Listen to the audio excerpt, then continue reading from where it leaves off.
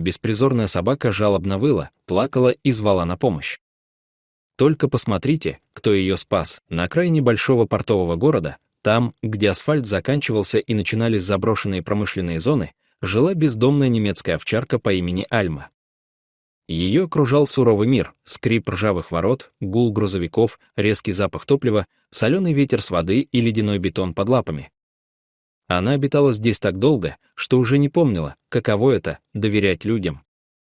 Если когда-то у нее и был дом, то он давно растворился в памяти, оставив лишь осторожность и настороженный взгляд, которые помогали выживать день за днем. Единственным существом, ради которого она продолжала вставать каждое утро, был ее щенок Бруно. Он родился в тени старого ржавого контейнера прошлой осенью, в ночь, когда дождь лил без остановки, заливая все вокруг. Альма согревала его своим телом, отдавала ему лучшие куски еды и научилась молча терпеть голод ради того, чтобы он рос. С той поры она не отходила от него ни на шаг.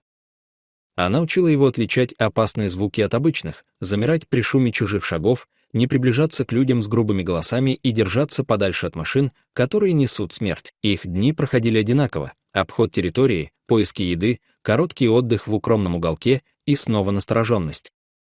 Вдоль старой ремонтной базы тянулся высокий металлический забор, перекошенный, местами проржавевший, но все еще крепкий. Альма всегда вела Бруно вдоль него, зная, где можно протиснуться, а где лучше обойти стороной, чтобы не пораниться. В тот день небо было тяжелым, свинцово-серым, воздух висел низко, давил на плечи, и мелкий, нудный дождь делал металл холодным и скользким. Запах еды появился внезапно, сильный, настойчивый, будто кто-то нарочно бросил его на ветер, чтобы приманить голодных животных. За забором застрял пакет с остатками пищи, и Бруно, еще слишком молодой и неопытный, чтобы понимать опасность, радостно тявкнул и пролез в узкую щель между погнутыми прутьями. Альма, не раздумывая ни секунды, рванулась за ним следом. Страх за щенка оказался сильнее врожденной осторожности. Но в последний момент ее грудь и плечи резко зажало между перекладинами. Металл впился в тело, острые, как ножи, края разодрали кожу под шерстью, и боль вспыхнула мгновенно, яркая, глухая, всепоглощающая.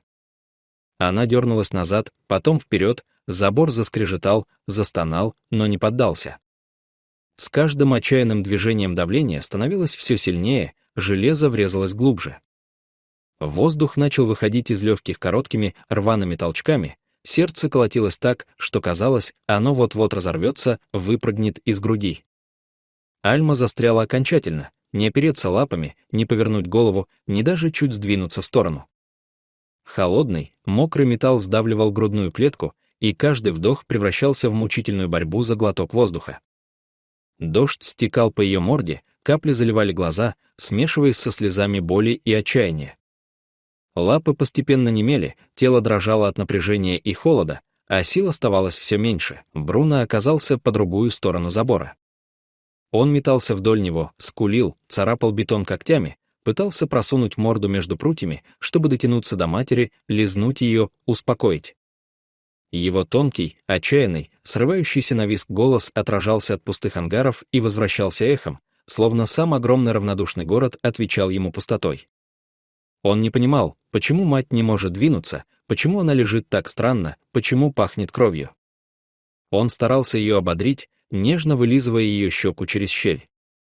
Вдалеке показались несколько бродячих собак, они остановились, подняли головы, принюхались, уловили запах крови, боли и беспомощности. Но вместо того, чтобы приблизиться, они попятились. Древний инстинкт подсказывал им, что это место смерти, и они исчезли так же тихо, как появились, растворившись в серой пелене дождя. Время растянулось в бесконечную, вязкую ленту. Дождь все капал, монотонный и беспощадный, силы уходили с каждой секундой. Каждая попытка дернуться лишь усиливала боль, заставляя рваные края ран гореть огнем. Альма постепенно перестала бороться, поняв, что сопротивление только ускоряет конец, что железо сильнее, чем ее мышцы и кости. Она опустила голову, прижалась щекой к холодному, мокрому металлу и смотрела на Бруно тяжелым, спокойным, почти остекленевшим взглядом. В нем было принятие неизбежного и молчаливое, беззвучная просьба — жить дальше, даже если ее самой не станет. Она прощалась с ним глазами, передавая всю свою любовь и надежду. Бруно не отходил ни на шаг, он то ложился на мокрый бетон, положив голову на лапы, то снова вскакивал, бегал вдоль забора. Его голос охрип, превратился в хриплый, едва слышный писк. Жажда жгла горло, язык распух, и он делал несколько торопливых глотков из грязной, маслянистой лужи, прежде чем опять подбежать к матери и ткнуться носом в ее окровавленную шерсть. День клонился к вечеру, серые сумерки сгущались, и казалось, что миру нет до них никакого дела, что они останутся здесь навсегда, два маленьких, забытых существа среди ржавчины и бетона. Но вдруг вдалеке, за гудками грузовиков, послышался новый ровный звук гул мотора. По разбитой дороге медленно ехал служебный фургон ремонтной службы, возвращавшийся после долгой смены. Бруно услышал звук, насторожил уши, замер на секунду, словно сомневаясь, не обманывается ли он. А затем, собрав остатки своих крошечных сил, он выбежал прямо на дорогу и встал перед машиной, маленький, мокрый, дрожащий всем телом, но упрямый, как настоящий боец. Водитель резко, с визгом тормозов, остановил фургон в нескольких сантиметрах от щенка. Второй мужчина, его напарник, выскочил наружу, выругался от неожиданности, и тут увидел, как щенок, отчаянно тявкнув, развернулся и побежал обратно к забору, все время оглядываясь и словно крича «За мной!». «Скорее!». Люди переглянулись и поняли, он зовет их, он указывает путь. Увидев Альму, ее неподвижное, зажатое между железными прутьями тело, окровавленную шерсть и мутные от боли глаза, они сразу оценили всю серьезность положения: острый край металла, угроза удушья, внутренние травмы, сломанные ребра. Мужчины действовали спокойно, без резких движений, понимая, что паника только навредит. Один из них, видимо, имевший опыт общения с животными, осторожно сделал укол легкое успокоительное, чтобы снять панику и облегчить дыхание. Затем они принесли из фургона гидравлический инструмент и начали медленно, сантиметр за сантиметром, разжимать прутья. Железо скрипело, стонало, дождь смешивался с пылью и кровью, каждая секунда тянулась бесконечно долго, но давление постепенно ослабевало. Мужчины переговаривались короткими, резкими фразами, подбадривая друг друга.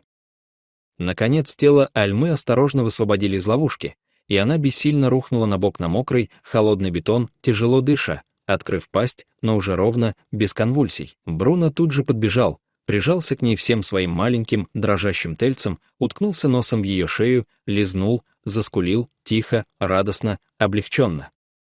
Люди накрыли Альму старой рабочей курткой, чтобы согреть, дали воды из фляги, сначала каплями на язык, потом в небольшой крышечке. Они проверили дыхание, пульс, осмотрели раны и отошли на несколько шагов, наблюдая издалека, давая собаке прийти в себя. Прошло много времени, казалось, целая вечность, прежде чем Альма открыла глаза, мутные, уставшие, но живые. Она тихо вздохнула, словно возвращаясь из темноты, и слабым, едва заметным движением лизнула Бруно в ответ. Дождь почти закончился, серое небо начало светлеть, в просветах облаков показался бледный, робкий луч заката. Когда Альма смогла встать, медленно, осторожно, проверяя каждую лапу, каждый сустав, припадая на поврежденную сторону, люди аккуратно, поддерживая ее, подвели их обоих к фургону. Альма еще раз, с каким-то странным, долгим взглядом посмотрела на проклятый забор, на то место, где она едва не погибла, потом перевела глаза на Бруно и сделала шаг вперед. Фургон тронулся, унося их прочь от холодного металла, боли и одиночества туда, где впереди была не клетка из прутьев, не равнодушная пустота промзоны, а шанс на новую жизнь, в которой больше не нужно выть, чтобы тебя услышали, где есть теплый угол, миска с едой и, возможно, даже человеческая рука, которая гладит, а не отгоняет. Дорогие зрители, что вы думаете об этой истории? Расскажите, пожалуйста, в комментариях. А если вам понравилось это видео, то ставьте лайк и подписывайтесь на наш канал.